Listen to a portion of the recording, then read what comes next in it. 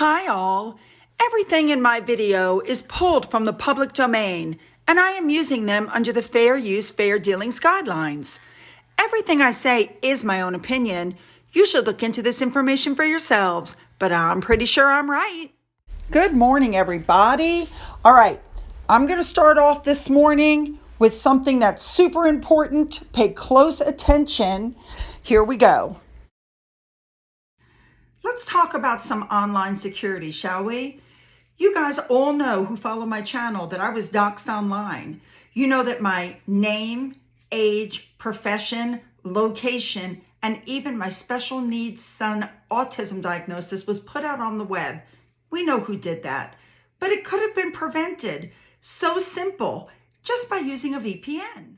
And the VPN provider that I use is Atlas VPN. So what is a VPN? Well, that's simple. It's an encrypted tunnel that nobody can see into, including hackers, the government, and even your internet service provider. This makes sure that your online activity remains private and secure and free from outside interference. Atlas shields your identity from websites, apps, and services that want to track you. While some companies limit the amount of devices you can use, Atlas VPN allows you to use it on unlimited devices. It's also good for streaming. Let's say you're on Netflix in the United States, but there's a show that you really want to watch that's on Netflix in Europe. Just go onto your VPN, change your location, and you can watch TV in other areas that normally wouldn't be available to you. Well, right now, Atlas is offering a special summer deal.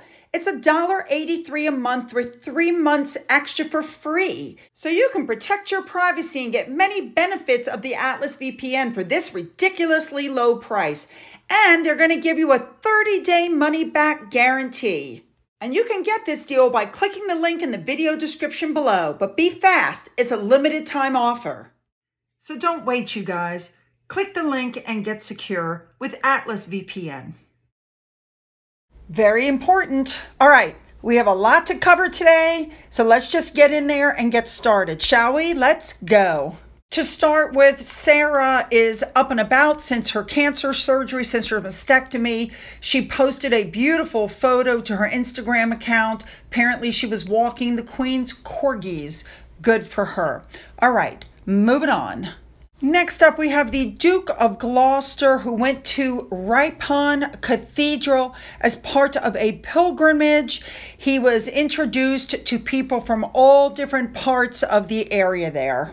Now, after that, the Duke of Gloucester went to dinner at the Hall, which celebrates the links between New York and York, and he unveiled a plaque. Very nice. Next up, we have Princess Anne. We know she likes to recycle her outfits, but these are crazy when you look at them. So in this picture, Anne was wearing this outfit for the National Service of Thanksgiving at Holyrood House. Well, here she is in 1988 wearing the same jacket at Ascot. Here she is wearing it in 1990 during a visit to the Soviet Union. Here's another example. Here's a jacket she wore in 1976 at a friend's wedding. And here's the jacket in Sandringham in 2008. Here's another outfit Anne wore in 1983 at the Derby. She wore the same jacket in 2011 at Royal Ascot. Here's a beautiful lavender outfit that Anne wore at a passing out parade at Sandhurst in 1982. She wore it again at lunch at the Royal Naval College in 1997. And then again Christmas Day at 2013. Now, this yellow and blue outfit that I've remarked on before how much I like it, here she is wearing it at Royal Ascot in 2009. She wore it again at a show in Norfolk in 2011, and then she wore it again in 2019 for an Easter service at St. George's in Windsor. All right, here's one more. This is a jacket and skirt she wore in the 1980s and the 1990s. It was first seen in 1988 at Royal Ascot, and then here she is wearing it again in 2014. She can still fit these clothes. That's what gets me. All right, moving on. All right, now we're going to move on to tennis. We're moving on to Wimbledon, and Queen Consort, or Queen Camilla, however you want to say it, was seen walking in to watch for the tennis matches that took place today. Now, when she got inside, she met the boy ball man named Sean and the bowl girls, Larissa and Cassie, and she said hello and greeted them very nice. Now, at the end of the line, she said hello to Flo, which is a search dog, and her handler. And then she headed off to center court to watch the game. I love that dress on her, and I love the jewelry. And even the sunglasses, she was styling. Now, she was sitting next to her sister, Annabelle Elliott, and she was watching the women's singles quarterfinal match. I can't even pronounce the people that were playing. I'm not going to try. I believe her sister is one of her, quote, ladies in waiting, but they give it a different name. All right, now moving on, Zara and Mike Tyndall were also seen loving it up during day 10 of the tennis matches. You guys know I love this couple. I love that she's wearing a striped dress, so he's wearing a striped tie. Did you guys catch that? A big thank you to Remoulade Sauce, as usual, for all of the information on everything that she was wearing. I love seeing these two unpretentious, non-royal acting people out enjoying themselves. Boom, drop the mic. All right, now they weren't the only people seen out at the tennis match. Peter Phillips and his girlfriend, Lindsay Wallace, were also seen out in the stands, looking very nice. And the British royals, once again, were not the only royals in the stands. Prince Albert of Monaco was spotted sitting there as well. Love his hat. Charlene, the wife, was not there. Neither were the twins. But, okay, fine. Looking good. Moving on. Now, also spotted up in the stands was a gentleman called William Hague. He is the chairman of the Royal Foundation for the Prince and Princess of Wales, William and Catherine. He was seen with his wife. Very nice looking couple. Also spotted in the stands for day 10, Pippa and James Middleton. That would be Catherine's sister. They look very loved up and very happy. All right. I bet her hair is as nice as Catherine's. All right, moving on to King Charles. We know that when he was the Prince of Wales, he set up the Prince of Wales Charitable Fund. We know this. This was to help support and build sustainable communities throughout several good causes. And some of these causes, the environment, education, conservation, we already know this. Well, Charles had a reception at Clarence House where he celebrated 40 years of the Prince of Wales Charitable Fund. I just think that's lovely. It must be nice for him to sit back and look at, all the hard work come to fruition. All right, moving on. It's coming out that Prince George loves tennis as much as his mom does, and she arranged for him to have lessons with Roger Federer.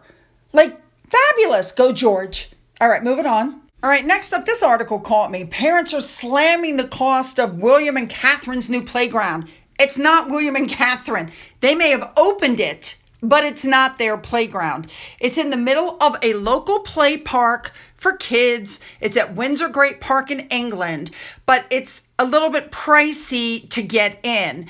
What they didn't tell you was that the price also includes parking, and it also includes everything that's outside that play park for the rest of the day.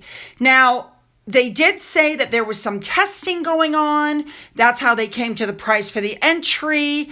But the prices are always under review. But they did say that the price includes the parking, and so you can enjoy other facilities that are in the park outside of your 2 hours in that play area. So I felt like the article was really slanted. All right, moving on. Samantha Markle, we know, has filed suit against Meghan Markle. Well, now it's coming out that Meghan's attorneys are arguing the case has no merit and wants the judge to throw it out. But it looks like that is not going to happen. They're saying that Meghan continues to perpetrate lies around her family and her upbringing and say horrible things about her sister. And Meghan says it wasn't defamatory to say that she was married 3 times and lost custody of her children, even though that's not true. Moving on. All right, next up, when Harry and Meghan trashed the family during the Oprah show, it was Catherine, the Princess of Wales, who urged the family to toughen up their statement in response to the claims. And they're saying that because she knew the family's reputation was on the line, and she wasn't prepared to just stand by and let Harry and Meghan slam the reputation of the family. And they're saying that people are admiring her for, not ignoring the criticism, and that she's playing the long game, which she is. Good for her. She's always keeping an eye on Meghan, and she said, this is my life, this is my path, I'm going to be the queen one day, and she's, keeping up with it. Good for her. All right, moving on.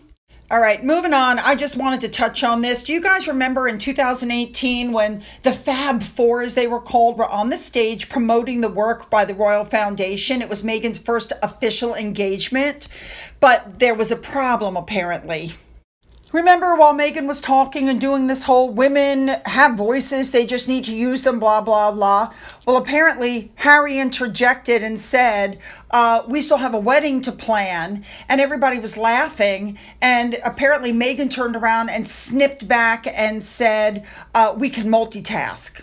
All right, moving on. All right, next up, Meghan's PR team is really in the overdrive now because Prince Archie and Princess Lilibet are tipped. Here we go. Do you guys ever notice they always say that? They're tipped to go see Charles. They're tipped to have another reunion with the royal family. They're tipped. It's not happening. This is their PR team putting out these stories, trying to keep them in the media. Yeah, just ignore it. All right, next on, I saw this. I just had to touch on it. Remember when Meghan was wearing the shirt that said Raising the Future? I like this better. Raising the Future King. Yep. So moving back now to the whole nomination thing, how many times have we heard they're going to be nominated for an Emmy? It's a winning show. It was such a big one for Netflix. And they're going to be presenting at the Emmys too. Blah, blah, blah. Well, the Emmy nominations came out. Guess what happened? I bet you can guess. The Emmys snubbed them. That's right. There was no Emmy nomination. You have to be voted. Do I think their PR team tried? Oh, yes. But they failed. And they're saying that this was the jewel in Netflix's crown with an award-winning, director. So now instead they've been awarded, or they're nominated by the HCA TV Awards. So this is the Hollywood Critic Award. And let me just tell you something. Nobody's heard of this award. Everybody's like, oh, it's a major award. And no, it's not. Never heard of it before. And I guarantee you that when the tax records come out, you'll find that there was a donation somewhere, just like they did a donation to the NAACP right before they won the NAACP award. And then there was a donation for this and a donation for that. So this whole thing about an Emmy, the Emmys couldn't be bought. The Emmys basically said, no, you're not going to buy us out. You have to earn it. And they couldn't earn it. So they don't make it to the Emmys, they don't make it to the Oscars, they don't make it anywhere. Their PR team is working overtime, but a lot of people came back and said, this is crap because the Netflix series was based on lies. So I went back. You guys know I did Netflix series 1 through 6. Here's a snippet. If you guys watch this. I want to take a quick look at the lies that were uncovered in episodes 1, 2, and 3. This is not all the lies. These are just some of them, just to keep you, understanding what's going on. Number 1, I think this is because they want the people in the United States to hate the UK and see them as racist POSs. Okay. And I've noticed that they glass over a lot of things that were debunked. They just either don't explain it or they don't address it. So here's some things. Number 1, she still insists she was single when she met Harry, even though the social media posts clearly show she was still with Corey. So that's lie number 1. Lie number 2, they claim that the palace declined to comment, which we now know is a lie. The palace got some third-party email. They responded, who is this? They never got a response, so they were not given the opportunity to respond. That's lie number 2. Number 3, I believe they didn't show the children or the wedding photos up until now because they were already under contract with Netflix. We'll discuss that in just a minute. Number 4, I noticed they showed the text messages from Thomas Markle and from them to Thomas Markle, but they omitted the abusive text messages that were sent by Harry. That's a lie by omission. Number 5, I've told you before that the newspaper article straight out of Compton was from a United States reporter. I've told you that before in a previous video. Her name was Ruth Stiles, but the other headlines that they used, they were all from tabloids. They were about Catherine. They were about everybody but Meghan. But the one, and thank you to Taz for this one, the one was from the Hillsborough tragedy. Had nothing to do with Harry and Meghan. The next one is they used pictures from the Harry Potter premiere, video from Trump's attorney going to court, from people arriving. Nothing to do with Harry and Meghan. So that is false because they're trying to lead you to believe that they were being harassed when they were, in fact, I believe not. Next, they put up all this racist imagery about the royal family, and this is all in royal residences, and every single thing they showed you, none of them is in a royal residence. As a matter of fact, one of those sculptures is at the front of a hotel as you drive into the hotel. Nothing to do with royalty whatsoever.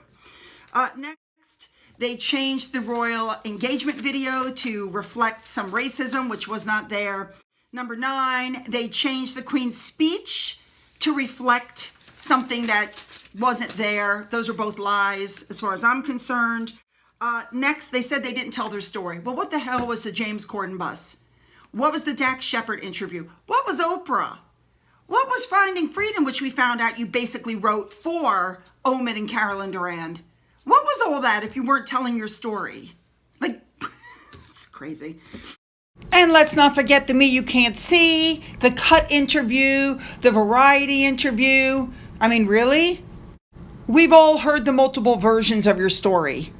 Next, Meghan said she never wore color, which we have now completely debunked. Thank you to Pilot Harry for those photos. Pilot Hardy. Sorry, I apologize.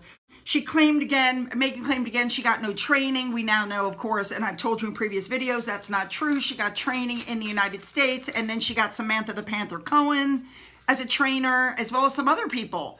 And a couple of other people offered to help her, and she said no thank you. So there you go. They lied about their engagement. First they said it was in the kitchen. Now it was in the back garden. How they met.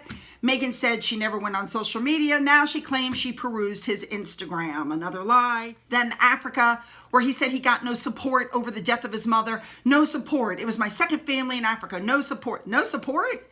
You went to Africa when you were 13. You didn't return till you were 20. You had 7 years of support from your dad, your brother, your grandmother, your grandfather, your aunts, your uncles, your cousins. But he just wants to gloss over like they didn't do anything for him. Then he says, it was car chases and covert driving and all this kind of stuff. And he puts up a picture of them going to Buckingham Palace for lunch to prove his point. Another lie.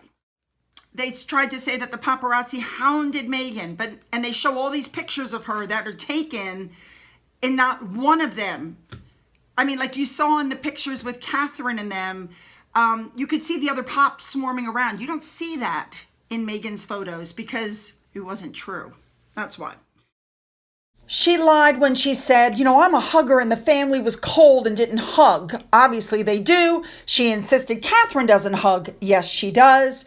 She lied when she said the picture wasn't available at Portland because it would cut off the traffic. That's a lie because it was done for Fergie and Andrew. Right. So I still find it very interesting that this Netflix series was so full of lies, and yet it's down for a nonfiction.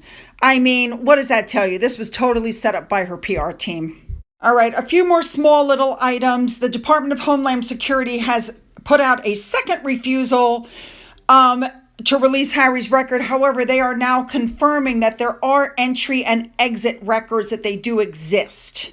And there's so much talk that he probably didn't even fill out paperwork, that they're at least releasing information saying that there is paperwork, but they still don't want to release it. Yeah, because they don't want to look bad. All All right, next up, you guys, remember they went to the Intrepid to give American awards on an American ship, and Harry had the woman sing God Save the Queen. You guys remember that? Well, this Twitter user noticed this guy sitting behind Harry during the Warrior Games and seems to think it's the same person who yelled at Harry to get out. I don't know. What do you guys think? I'm not sure. Next up, they're saying that Harry always shifts the blame. Gee, I think we've all figured that out so far. Absolutely. He accepts responsibility for nothing. It's the scariest thing I've ever seen. All right, and I'm going to end with this information. There are very many instances of Harry's racism, and there's not a single one for William or Catherine, but apparently the Sugars are referring to her as KKK. Uh-huh. I am telling you, these Sugars are absolutely crazy. All right, you guys, you know what I want. Make those comments good and leave them below. Don't forget to hit the subscribe button and the bell. If you've already done that, double check and make sure you are still subscribed. For those of you who've donated to my coffee fund or through the thanks button, thank you so much. Don't forget to go into the description box. You'll find the links to my Twitter, my Getter, my Rumble, my email, and my physical address. And as always, you guys, have a great day.